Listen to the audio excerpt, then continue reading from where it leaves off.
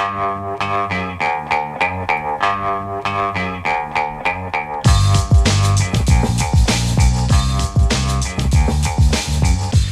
the Brian Lehrer Show on WNYC. Welcome back, everybody. I'm Kusha Navidar. I'm filling in for Brian today. If you're a dedicated listener, you may recognize my voice from guest hosting shows at WNYC, like the Brian Lehrer Show and All of It with Allison Stewart. But for those of you who are like, who is this guy? When I'm not hosting here, I'm hosting another public radio show called Climate One. It's all about what's happening in the world of climate change, and you can hear it on other public radio stations and the NPR app. And as luck would have it, every Tuesday, the Brian Lehrer Show does a segment on climate and health. So today, I'm especially happy to be here. In fact, I recently had a conversation on Climate One that might interest folks in Brooklyn. As you may know, it's getting more expensive to keep the lights on. New York State recently approved an increase in electricity rates for Con Ed customers at the tune of 9%. But in Sunset Park, New York City's first community-led solar project is underway. It's called Sunset Park Solar. If you like biking around the water in Sunset Park like me, you may have actually seen it. It's a bunch of solar panels installed on the roof of the Brooklyn Army Terminal. The idea is to give renters, homeowners, and small businesses in the neighborhood access to solar energy, even if they don't have the roof access or building ownership to install solar panels themselves. So it's kind of like solar power to the people. You know what I'm saying? The project is one way communities are trying to innovate on energy. The project has been spearheaded by the group UPROSE, and here to tell us more about it is the executive director of UPROSE, Elizabeth Yeampierre. Hi, Elizabeth. It's nice to talk again. It's wonderful to be here with you. I'm so excited to have an opportunity to share what communities are leading on when it comes to renewable energy and economic justice. So thank you. Oh, thank you. I'm so excited. I'm especially excited if there is anyone in Sunset Park listening right now that might have experience with this program. We'd love to hear from you. So let me give a call out to listeners. Is anyone out there interested in solar energy for their home or business? Do you have questions about a community-led solar energy program? And like I said, if you're listening and you're from Sunset Park, please call in. Have you signed up for the program? Why? And even if you're not from Sunset Park, we'd love to hear how the increase in energy rates generally might have affected you. Call us. Text us. We're at 212-433-WNYC. That's 212-433-9692. Okay, Elizabeth, let's dive into this. I want to start with the problem here. So what's the problem that a project like Sunset Park Solar is trying to fix when it comes to energy access? Lay that out for us. Well, this has been a project that has taken over 8 years. So the expense, the length of time, trying to operationalize a community-led solar, something that requires a different kind of governance that moves money into people's pockets and then creates an investment fund to address with climate adaptation strategies. That's different. It is people are interested in solar, but they never really think about how you create community wealth. And for us, we're dealing with political disruption, climate disruption, economic disruption. Literally, the ground is shifting. And so solutions that address climate change really need to be able to address the needs of frontline communities. This initiative took a long time. We were learning as we went along. But right now, what we have is a 720 kilowatt system that took more than 8 years and literally is like right now 90% subscribed. And it's going to pass on a savings of 20 to 25% into people's pockets. So, and you know that during this time, we were also dealing with the federal uncertainty as tax credits made projects like this not viable, right? So we were faced with those challenges. So there are many, but we are relentless and we are solution oriented. And I think that this project is an example of what happens when a community is able to manifest a vision and get the support to make that happen. But there are lots of challenges, and I'm hoping that this also becomes a model that is replicable all over the city. Yeah. And we're happy to share that information. Yeah, a lot of problems. I heard two pop up generally. One is access to renewable energy, as you said. Like, how do I get solar energy if I'm interested? The climate aspect. And then the second one, which really stuck out to me, is I guess I would say economic empowerment for communities. Is that a fair way of describing it? It is. It is. And remember, it checks a lot of boxes. We're talking about communities that have been living with a legacy of toxic exposure. And so renewable energy not only provides you with access to an alternative to fossil fuel, but it also reduces emissions, right? So it has a public health benefit. And then if it's community owned and the investment is put back into community, we're talking about economic justice. We're talking about the opportunity to save money from your bill, but also have access to a fund that will invest in other kinds of climate related problems that are heading our way. So it checks so many different boxes.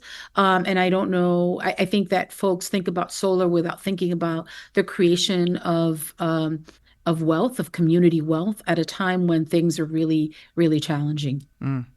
You mentioned 720 kilowatts in the system. Can you help me understand that? Is that, I don't know, how many TVs is that? That's the first thing that popped in my head. I don't know if TVs is a good way to talk. That's a good use of your time. But how much energy is that?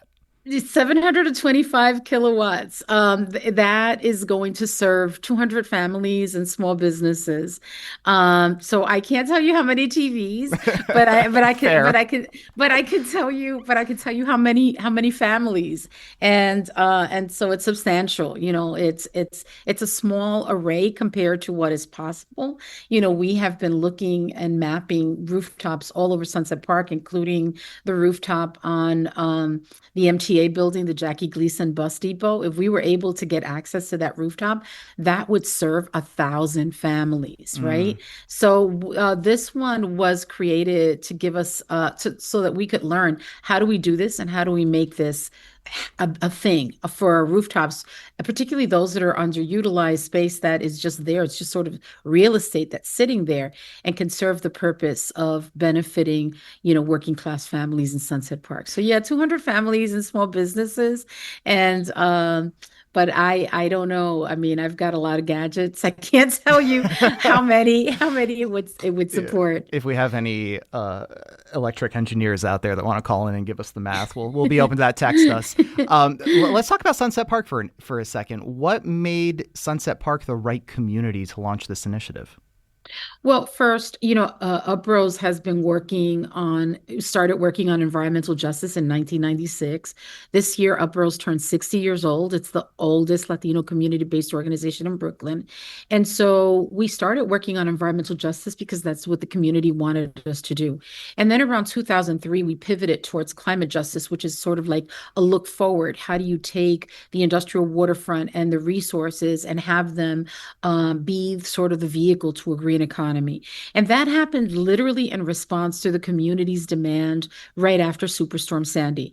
The community was concerned about what was going to happen in the future, whether they would have renewable energy, drinkable water, food sovereignty, wellness. And so they asked UPROSE to start working on initiatives that would be community wide and would have an impact. And this is a frontline predominantly immigrant community that has two or three jobs and is taking care of two or three children. And so the idea of community solar really comes out of the community when they start talking about access to renewable energy. And so this is really a community dreamed solution.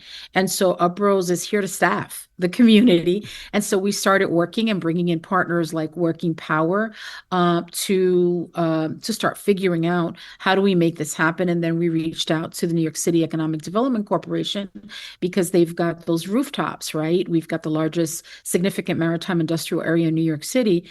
And we knew that those rooftops weren't being used for anything. And we thought they could serve the needs, the financial health needs and energy needs of our community. So it made sense. There aren't, SMIAs everywhere in New York City, but Sunset Park is home to the largest one. So and it's also an industrial waterfront community. So for a lot of different reasons, it was ideal that this community could be leading the way on something like that. Mm. Listeners, if you're just joining us, this is the Brian Lehrer Show. We are talking to the executive director of UPROSE, Elizabeth Yeampierre, about Sunset Park Solar. It is a community-led solar energy program. Listeners, do you have questions about what a community-led solar energy program is? Or if you are from Sunset Park and you have signed up for this program, I'd love to hear why, or maybe you are interested in signing up for the program. I'd love to hear why. And generally for listeners, we know that it's getting more expensive to keep the lights on. And I want to know how the increase in energy rates are generally affecting you. Give us a call or send us a text. We're at 212-433-WNYC. That's 212-433-9692. I'm so happy we have a caller from Sunset Park. Tamar, did I pronounce that correctly? Yeah, that's me. Wonderful. Hi, welcome to the show. Hi, thanks. I used to be a neighbor of UPROSE. They were down across 4th Avenue from me on 22nd Street. And I actually signed up for this program, but I don't know what happened. I tried emailing a few times and then just was busy and lost touch, but I'd really like to do it. I have a small wood frame house on 22nd Street and, yeah, I don't know. I'd love to get information about how to join. I'm a member of the Park Slope Food Co-op, and I thought, perfect, the solar co-op sounds better than trying to own my own. So yeah, I'd love any information. Well, I did try to sign up, but it never happened. Tamar, I'm so happy that you brought that up. Thank you so much. Because Elizabeth, I think a lot of folks like Tamar might be wondering where to get information. And I think generally it would be interesting to hear just what is the status of the program? You mentioned how many people signed up. What has the demand been like? Yeah, we literally have a waiting list, and we will go live literally in a few weeks. I think to respond to her question, we moved to 36th Street. COVID happened.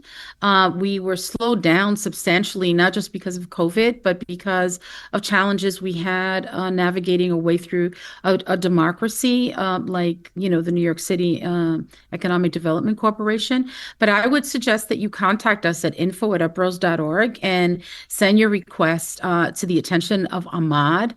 That's all you have to do is write Ahmad at info@uprose.org. I don't know whether there are any openings, but I know that there is a substantial wait list.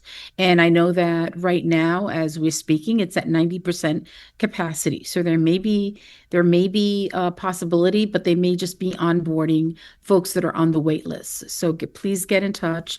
But yeah, we're on 36th Street, by the way. If you want to come over here, we're like on 36th between 5th and 4th. And yeah, but thank you so much for your interest. We loved being on 22nd Street, but our capacity and our members have grown substantially. And Tamar, I'm sorry, go ahead. No, I'm just saying we needed more space. So yeah. And Tamar, thank you so much for that question. I'm sure a lot of people would appreciate knowing where to go to find more information. Elizabeth, you had mentioned needing to work with the city pretty closely to get this project approved. Can you tell me about that process? How helpful was the city? Well, I think that there was a moment where the New York City Economic Development Corporation was talking about the circular economy, and we were working with them closely to figure out how we can turn the industrial area into this initiative called the Grid, which is this overlay that comes from 10 years of community-based planning and would turn the industrial waterfront into a green reindustrialization, a place where we would have green manufacturing and would be able to hire people locally. And among the recommendations was this initiative, which is Sunset Park Solar. So there are quite a few. But that was challenging. And it was challenging, I think, because they have very little history of working with grassroots organizations like ours. And also because the terms of the agreements kept changing over the years. So in the beginning, we were told that we would be able to have that rooftop rent-free. And then as we got closer to finalizing it, we found out that we would have to pay rent for the use of a rooftop that had never that was not really dedicated to anything Mm. other than being a rooftop. And so between our lawyers and their lawyers, it took a long time and it was really challenging. I'm hoping that moving forward that there's reform at the EDC, and I'm hoping that they work closely with communities to operationalize community-led visions, because literally our communities not only have operational visions that are practical, equitable, and enduring, but are really about economic development, are about making sure that there's a place where we can work, and a place that is not literally killing us from toxic exposure. The solar panels are an example of that, of how we're thinking sort of out of the box about how to use underutilized space to serve a multiplicity of community needs. Mm. I think EDC needs to stop using public space for private uses, and stop following the market and start creating the market, and understand that we're the ones who made it possible for something like offshore wind to come into Sunset Park. We're very much about how do we bring in infrastructure that is addressing climate adaptation and mitigation and future climate disruption needs, while not disrupting an economy that needs to be sustainable over time. We're very practical. We're working class people.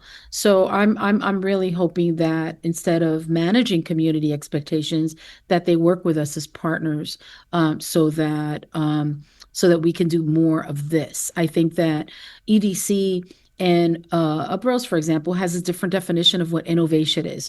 When they think innovation, they think incubators, they think businesses like AI, and we think community-owned solar. We think food sovereignty. We think water systems that make it possible for people not to worry about that 10 years from now or 20 years from now. Well, let's get into the nitty-gritty of it a little bit. We were getting a couple of questions here asking to just break down how solar powered is actually shared in the Sunset Park community. So what is it that actually happens with the energy collected by the solar panels, and then how do folks get that 20 to 25% savings that you mentioned?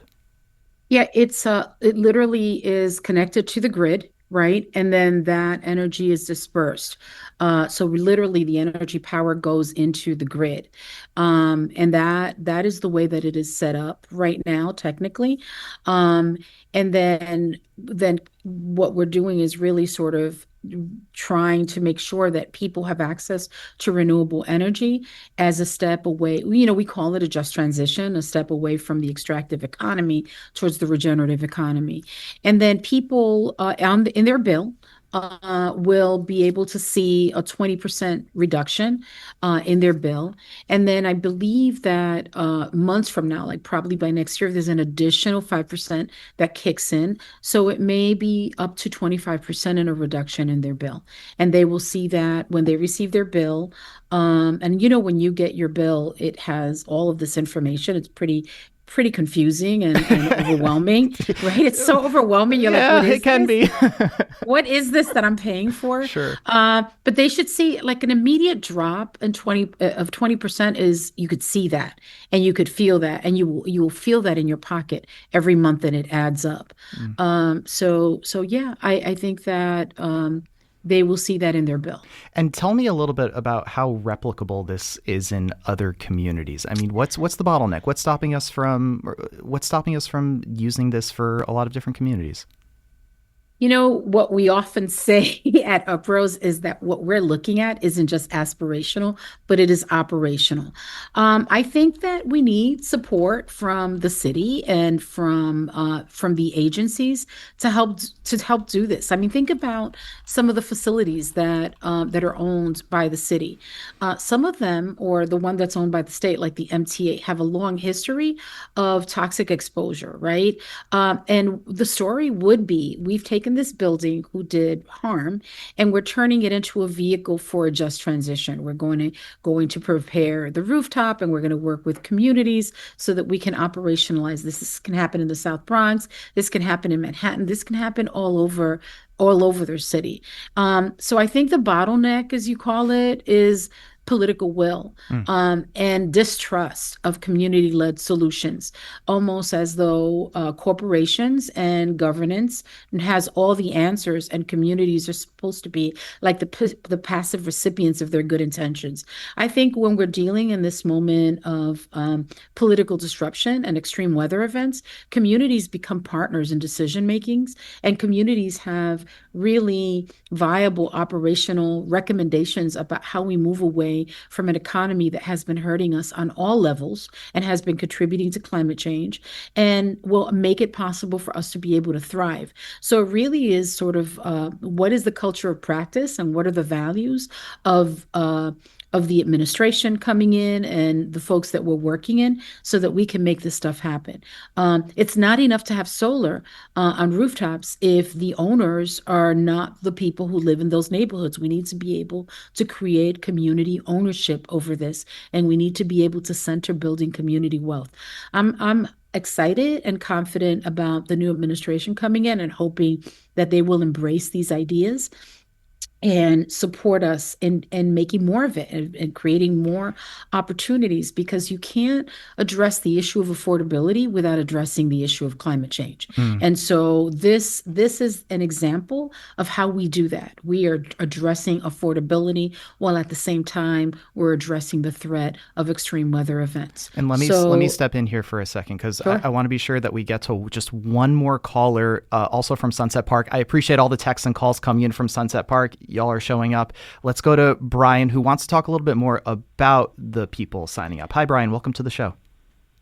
Yes. Hi. My name is Brian. I'm a reporter for the Sunset Post, a local newspaper in Sunset Park. And I'm curious if you could tell us more about the demographics of the people who have already signed up. Are they immigrants? Are they owners? What are their income level? This kind of information would be interesting.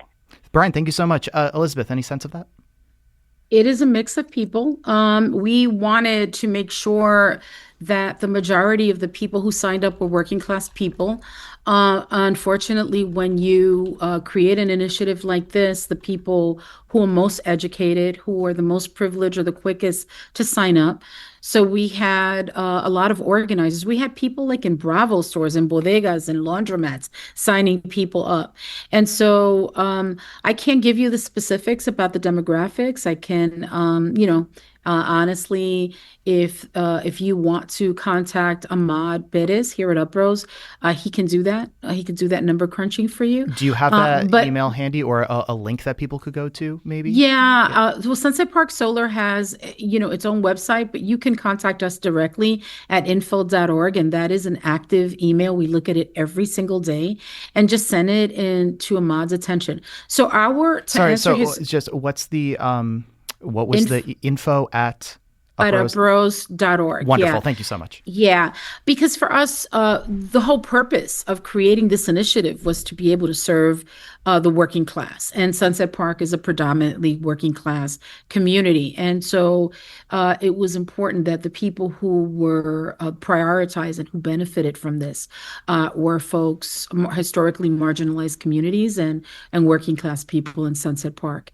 And so at this moment where we are 90% subscribed, I think that being able to provide that information is a little easier than it was, say, last year, and we can do that. I don't have those numbers here, but I can, we can crunch that for you. Yeah, wonderful. And Brian, thank you so much for your reporting and also for asking that question and coming on here.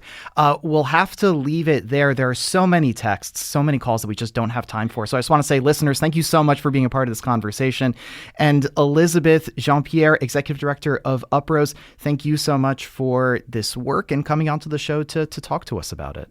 Well, thank you so much for having me, Ashe. Thank you.